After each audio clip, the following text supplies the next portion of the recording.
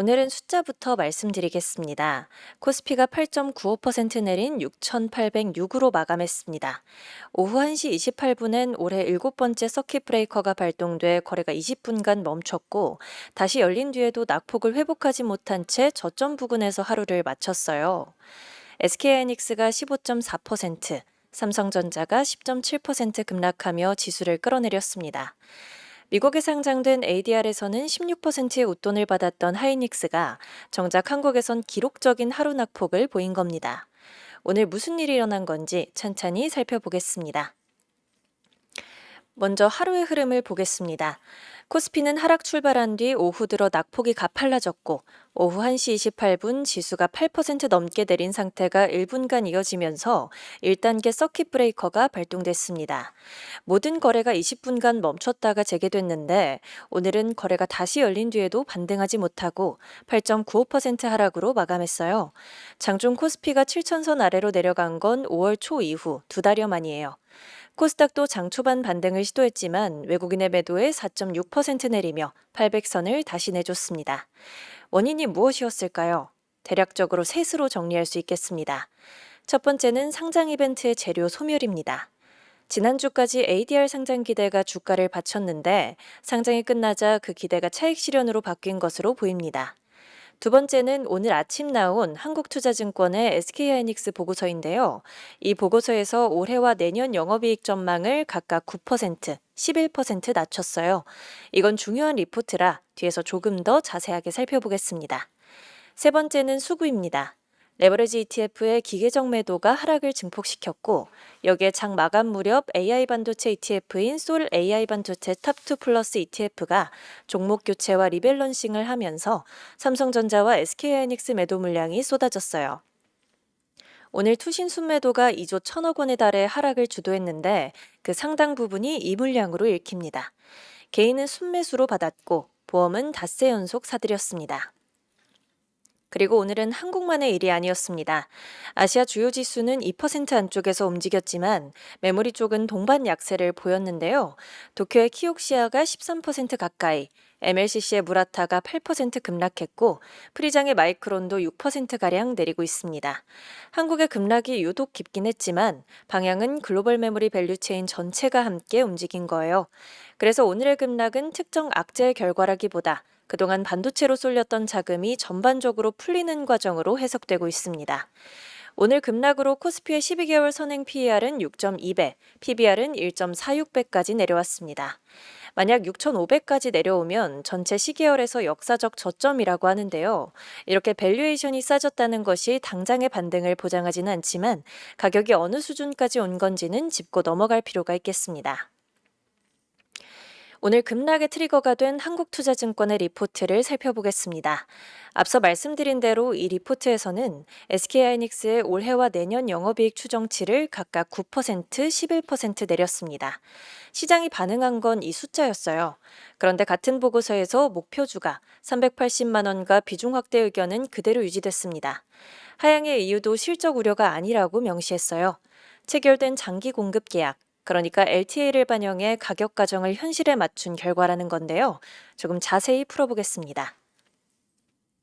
SK하이닉스는 메모리를 3년에서 5년 단위의 장기 계약으로 파는 비중이 높아졌습니다.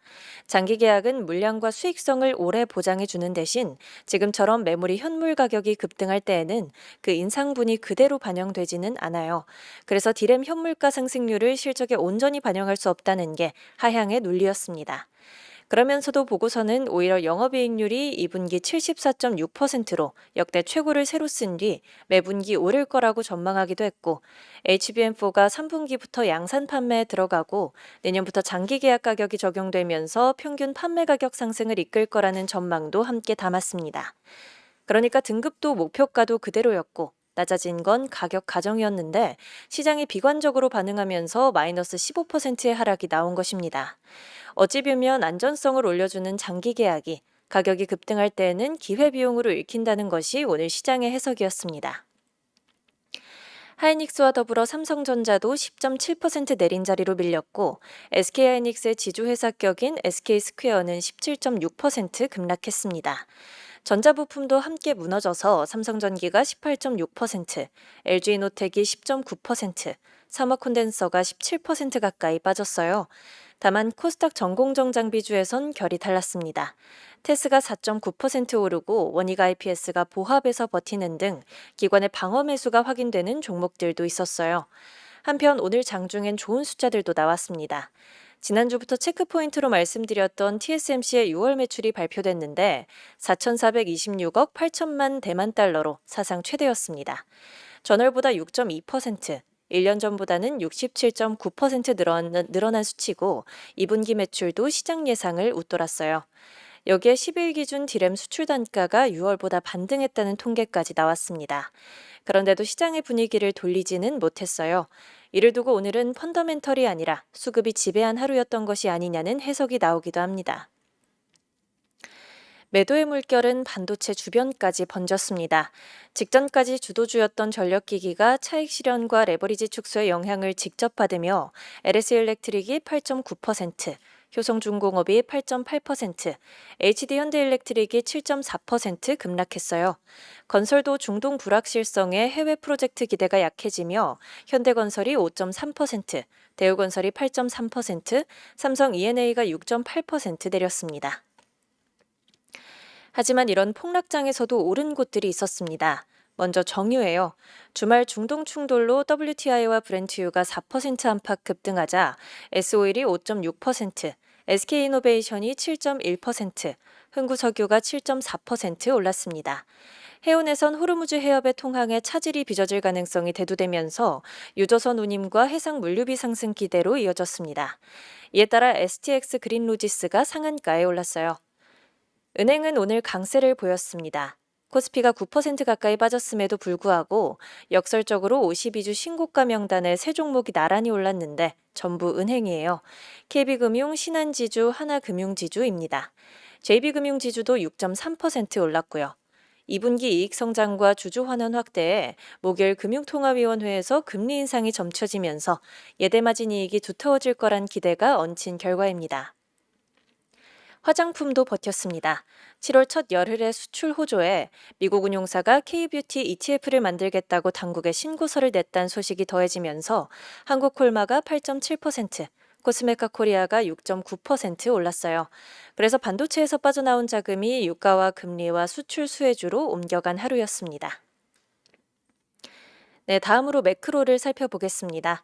원달러 환율은 증시 급락과 달러 강세에 장중 1,508원 30전까지 올랐다가 장 마감 뒤 상승분을 반납했습니다. 채권은 약세였어요. 인플레이션 우려와 달러 강세가 겹치며 국고채 3년물 금리가 장중 3.813%로 4.3bp, 10년물이 4.277%로 4.1bp 올랐습니다.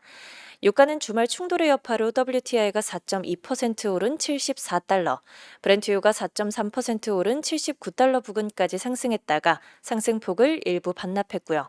금은 달러와 금리가 같이 오른 데에 따른 부담으로 인해 1.2% 내린 4.60달러 안팎에 머물렀습니다. 매크로와 관련해서 참고할 시각도 하나 나왔어요. 골드만삭스는 이란과 미국의 충돌만으로 장기 인플레이션 기대가 흔들릴 가능성은 낮다면서 연준이 연내 금리를 동결할 가능성을 제시했습니다. 그러니까 유가가 단기적으로 급등할 수는 있지만 그게 물가의 장기적인 흐름으로 이어지지는 않을 수 있다는 대목입니다. 그러면 향후 관전 포인트를 확인하면서 정리하겠습니다. 내일 밤엔 미국 6월 CPI가 나옵니다. 유가 하락이 반영되면서 헤드라인이 전월 대비 마이너스로 예상되는데 인플레이션이 정점을 통과한 것이 확인된다면 금리 인상 우려가 진정되면서 반등의 재료가 될 수 있어요. 수요일 ASML, 목요일 TSMC의 실적에서 메모리 장비 발주와 첨단 패키징 증설이 견조하게 확인되는지도 분위기 반전의 열쇠입니다.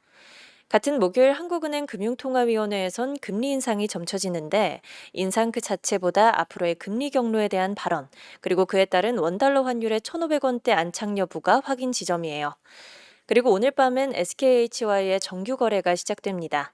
폭락한 하이닉스 본주와 미국 ADR 가격 사이의 간격이 어느 쪽으로 좁혀지는지 확인할 수 있을 것으로 보이고요. 국내에선 내일부터 ADR 레버리지 ETF가 거래를 시작하는 가운데 당국이 단일 종목 레버리지의 배수 축소와 진입 요건 강화를 검토하고 있어 그 방향과 시점도 수급의 변수입니다. 네, 오늘 한국장 정리는 여기까지입니다. 숨 좀 고르고 벨리 스페이스 다이브로 넘어가 볼게요. 오늘 주식장이 좀 별로였죠? 월요일은 다시 평일 리듬으로 돌아오느라 정신 없는 것 같습니다. 여러분 주말은 어떻게 보내셨나요? 저는 주말 좀 잘 쉬고 월요일이 왔는데, 오늘 제가 있는 곳은 날씨가 좀 좋아서 좀 활기차게 보냈던 것 같아요. 밥은 잘 챙겨 드셨나요?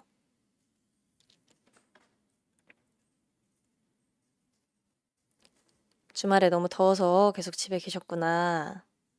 집에서 어떤 거 하셨나요? 저는 오늘 점심 육회 비빔밥 먹고 지금까지 배가 좀 불러서 뭘 먹어야 될지를 모르겠네요. 저녁 뭐 먹을까요? 청국장에 케이크요. 그 생신이시라고 하시지 않았나요? 아카키님 오늘 많이 피곤하시군요. 육회 비빔밥 맛있겠죠? 맛있었습니다. 생일 주간 재밌게 보내고 계세요? 월요일에는 밥도 뭔가 애매해질 때가 있습니다. 아침은 바빠서 넘길 때도 있고, 점심은 또 정신없이 먹고, 저녁은 배는 고픈데 일을 하다 보니까 메뉴 고를 힘도 별로 없고요. 그래서 그냥 제일 가깝고 제일 편한 걸로 해결하게 되는 그런 날이 된 것 같습니다. 그래도 오늘 하루 여기까지 오셨으면 한 끼는 꼭 챙기셨으면 좋겠습니다. 시장 흐름도 중요하지만 월요일 저녁에는 내 컨디션도 같이 봐야 되니까요. 네, 월요일 퇴근길 벨리 스페이스 다이브입니다. 오늘도 벨리에서 두 편 골라왔는데요. 그럼 첫 글부터 가보겠습니다. 먼저 롤라팔루자님의 글입니다. 제목이 효율적 비효율성이라고 말 자체가 좀 앞뒤가 안 맞죠. 이 글의 결론부터 말씀드리면 이래요. 시장이 뉴스 하나하나에 반응하는 걸 보면 소름 끼치게 빠르고 정확한데 그 잽싼 반응들을 전부 포개 놓으면 이상하게 과해진다는 거예요. 그리고 다들 그 빠른 쪽에만 몰려 있으니까 아무도 안 보는 자리에 기회가 남는다는 거고요. 이걸 롤라팔루자님은 야구로 풀어내는데요. 야구에 이런 기록이 있대요. 1941년에 테드 윌리엄스라는 선수가 타율 4할을 찍었는데 그게 마지막이었다는 거예요. 그 뒤로 80몇 년이 지나도록 4할 타자가 다시는 안 나왔고요. 좀 이상하잖아요. 상식대로라면 기록이 자꾸 깨져야 맞으니까요. 요즘 선수가 그 시절보다 훨씬 잘 먹고 잘 배우고 데이터도 쓰고 장비도 좋은데 말이죠. 다 나아졌는데 왜 최고 기록은 거꾸로 후퇴했을까? 이걸 두 사람 얘기로 설명해요. 한 명은 굴드라는 고생물학자인데요. 선수들 개개인 실력이야 당연히 좋아졌지만 그만큼 다들 비슷비슷해져 버렸다는 거예요. 잘 치는 타자가 나오면 그만큼 잘 던지는 투수랑 잘 막는 수비, 머리 잘 쓰는 벤치도 같이 올라왔으니까요. 판 전체가 고르게 좋아지면서 혼자 툭 튀어나오는 기록이 안 나오게 된 거죠. 또 한 명은 모부신이라는 사람인데 여기서 한 발 더 나가요. 선수들이 다 고만고만해지면 승부를 가르는 게 실력이 아니라 운으로 넘어간다는 거예요. 2할 때랑 3할의 차이가 옛날 실력 편차가 끌 땐 진짜 실력이었는데 다들 잘하는 지금은 그날 상대 투수 컨디션이나 공 하나 튀는 방향 같은 내가 손댈 수 없는 몫이 훨씬 커졌다는 거죠.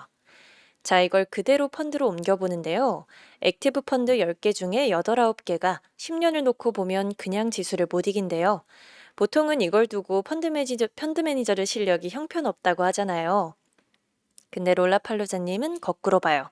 실력이 없어서가 아니라 다들 너무 잘하게 돼서라는 거예요. 전부 고수가 되니까 누구도 남들보다 꾸준히 앞서 나갈 수가 없는 거죠. 야구랑 판박이인 거고요. 그럼 이렇게 우위가 없어진 판에서 사람들은 어디로 향할까요? 점점 더 잘고 세밀한 데로 파고든대요. 어느 기업 분기 실적이 1센트 차이로 얼마 나올지, 그거 하나 맞히겠다고 수백 명이 위성사진에 카드 결제 내역까지 다 끌어다 쓰는 거예요. 왜 그 좁은 데로만 몰리냐면 그건 눈금으로 잴 수 있기 때문이래요. 분기 실적은 석 달만 지나면 정답이 딱 나오잖아요. 맞췄는지 아닌지 그 자리에서 판가름 나고 실적표의 기록으로도 남고요. 반면에 이 회사가 10년 뒤에도 잘 나갈까? 이런 건 눈금으로 잴 방법이 없어요. 답이 10년은 지나야 나오고 그때까지 고객한테 내밀 성적표가 없으니까요. 그래서 다들 잴 수 있는 쪽으로만 우르르 쏠린다는 거예요. 이런 걸 가리키는 말이 중국에 있대요. 내권이라고 밖으로 못 벗고 안쪽으로 쪼그라드는 발전이요. 다 같이 이악 물고 애쓰는데 정작 나눠 먹을 파이는 그대로고 피로만 높아지는 것이라고 하는데요. 수험생들이 다 함께 밤을 새우면 합격 인원은 그대로인데 합격선만 쭉 높아지는 거랑 똑같아요. 쏟아붓는 노력은 몇 배가 됐는데 손에 쥐는 결과는 제자리인 거고요. 이것과 관련해서 롤라팔루자님이 비유를 하나 가져오는데요. 픽사를 세운 에드 캔멀 얘기예요. 몬스터 주식 회사의 어떤 캐릭터가 CD를 와르르 쏟아버리는 장면이 있었대요. 딱 3초 스쳐가는 컷이요. 근데 그 3초를 위해서 작업자들이 그 CD 90장에 일일이 빛반사를 완벽하게 그려넣느라 몇 줄을 갈았대요. 정작 관객은 눈치조차 못 챌 부분인데도요. 캔머리 이걸 뭐라고 불렀냐면 기가 막히게 잘 그린 10원짜리 동전이래요. 공을 들인 것도 사실이고 기술적으로 흠잡을 데 없는 것도 사실인데 그게 영화를 더 낫게 했냐고 하면 아니라는 거죠. 문제는 뭔가에 파고들다 보면 자기도 모르게 여기 빠진다는 거예요. 푹 빠져 있는 것 자체가 대단한 일을 하는 기분을 주거든요. 까다롭고 정교하고 티가 나니까요. 근데 거기 갇히면 정작 이게 진짜 중요한 일 맞나라는 물음을 안 하게 된다는 거예요. 투자도 다르지 않대요. 분기 실적 1센트 맞히기는 어렵고 정교하고 맞으면 짜릿해요. 근데 그거로 이 회사의 5년 뒤가 정해지는 건 아니잖아요. 정작 오래갈 경쟁력이 있는지, 벌어들인 돈을 어디 쓰는지, 산업이 어느 쪽으로 기우는지, 진짜 미래 가치는 여기서 갈리는데요. 이런 건 딱 떨어지지도 않고 정답도 한참 뒤에나 나오니까 불안하죠. 그래서 오히려 여기 붙는 사람이 적다는 거예요. 그래서 이 글이 내리는 결론이요. 분기 실적 하나에는 수백 개의 눈이 달라붙는데 이 사업이 10년 뒤에도 버틸지를 진지하게 들여다보는 사람은 거의 없다는 거죠. 시장 생김새 자체가 길게 보는 사람을 자꾸 밀어낸다는 거예요. 내가 아무리 진득해도 내 돈 맡긴 고객이 3년을 못 참으면 버틸 수가 없으니까요. 그러니까 뒤집어 보면 다들 비워둔 그 장기에 기회가 고여 있다는 겁니다. 다들 열심히 효율적으로 뛰고 있다고 믿지만 그게 정말 효율인지 정작 이겨야 할 판은 어디인지 한번 되짚어보자는 글이었어요. 재밌게 읽었습니다. 두 번째는 돌연변이님의 글입니다. 피터 틸의 제로투원을 파고드는 시리즈 연재예요. 제로투원 하면 다들 창업자 필독서로 알고 계실 텐데요. 돌연변이님은 이 책을 아예 다른 각도로 읽어요. 경영서인 척하는 사상서라는 거죠. 그렇게 볼만한 이유가 있어요. 틸을 가르친 스승이 르네 지라르라는 철학자였고 틸 자신이 정치 철학에 꽤 깊이 발을 담근 사람이거든요. 그쪽에 이런 발상이 있대요. 정말 중요한 진실을 아는 사람은 표면엔 무난한 얘기를 써두고 진짜 핵심은 문장과 문장 사이에 숨겨둔다는 거예요. 그러니 이 책도 그 행간을 읽어내야 한다는 거죠. 그럼 돌연변이님의 이야기를 따라가 볼게요. 우선 틸은 경쟁을 대놓고 싫어해요.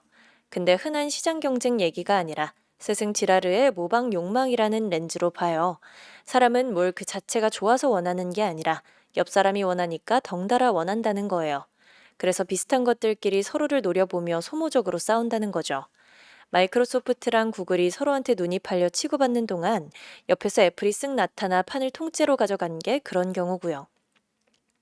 스퀘어가 네모난 카드 결제기를 내놓자 경쟁사들이 반달이니 세모니 모양만 바꿔가며 따라하다가 정작 왜 그러는지는 아무도 안 묻더라는 것도 그렇대요. 게다가 틸은 이걸 세계 단위로 키워요. 세계화라는 것도 결국 베끼는 거대한 따라하기라는 거예요. 앞서간 나라가 해놓은 방식을 수십억 인구가 새 기술도 없이 그대로 복제하기 시작하면 바닥난 자원을 놓고 다 같이 달려드는 파국이 온다는 거죠. 그걸 막을 유일한 길이 아무도 안 밟은 길을 여는 것. 그러니까 0을 1로 만드는 기술이라는 거고요. 글이 길어서 다 소개드리기는 어렵고 흥미로운 부분만 발췌해서 말씀드리자면요. 틸은 창업자를 희생양에 비유한다고 합니다. 재단에 올려지는 재물 있잖아요. 옛날엔 그 재물을 죽이기 직전까지 왕처럼 극진히 모셨대요. 아르카익이라든지 아즈텍 같은 곳에서도 그런 전례가 있다고 하고요. 이렇게 왕처럼 떠받들여지는 희생양이 마지막 순간에는 제물로 바쳐지면서 공동체의 구심점 노릇을 한다는 건데요. 창업자도 딱 그렇게 터받들어지는 동시에 갈려나가는 존재라는 거예요. 왕이면서 동시에 제물인 게 창업자다. 이런 이야기입니다.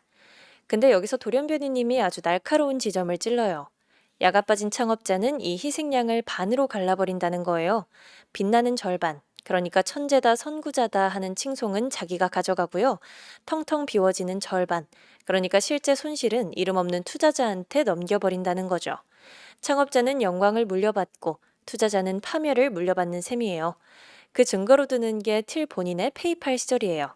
틸은 그 거품이 곧 꺼질 걸 이미 알고 있었대요.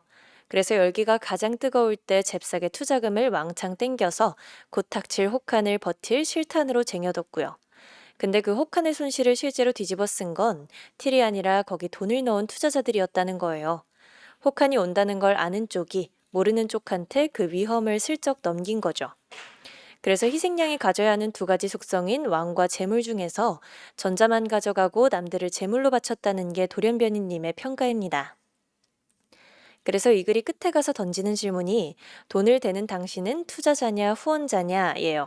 투자자 쪽은 내가 얼마 돌려받나만 따지는데 후원자는 나 덕에 세상에 뭐가 남고 거기 누구 이름이 붙나를 묻는다는 거죠. 돈을 대는 사람은 이 둘 중 하나를 정해야 하는데 뭘 고르든 자기가 지금 그 재단의 어느 쪽에 서 있는지는 알고 고르라는 거죠.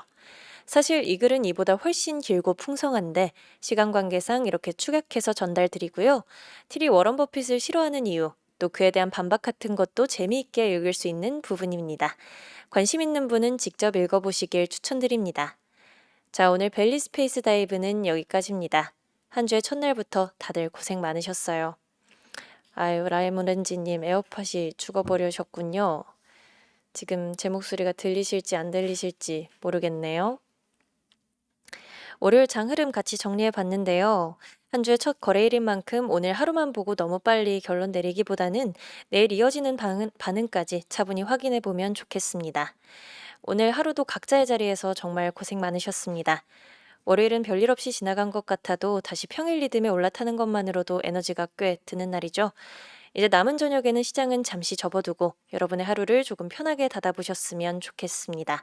아직 식사 전이신 분들은 너무 늦지 않게 챙기시고 이미 하루를 마무리하고 계신 분들은 조금 느리게 쉬어가세요. 오늘도 끝까지 함께 해주셔서 감사합니다. 편안한 저녁 보내시고요. 내일 오전 8시 15분 이 자리에서 미국장 마감 시황으로 다시 인사드릴게요. 아, 영푸사랑님, 저 AI 아닙니다. 전혀 신뢰되는 질문 아니고요. AI라고 들으면 기분 좋죠. 사람입니다.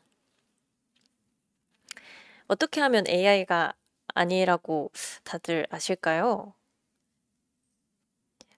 최대한 사람처럼 하고 있는데 그렇다고 AI처럼 하고 있진 않지만 아무튼 사람입니다.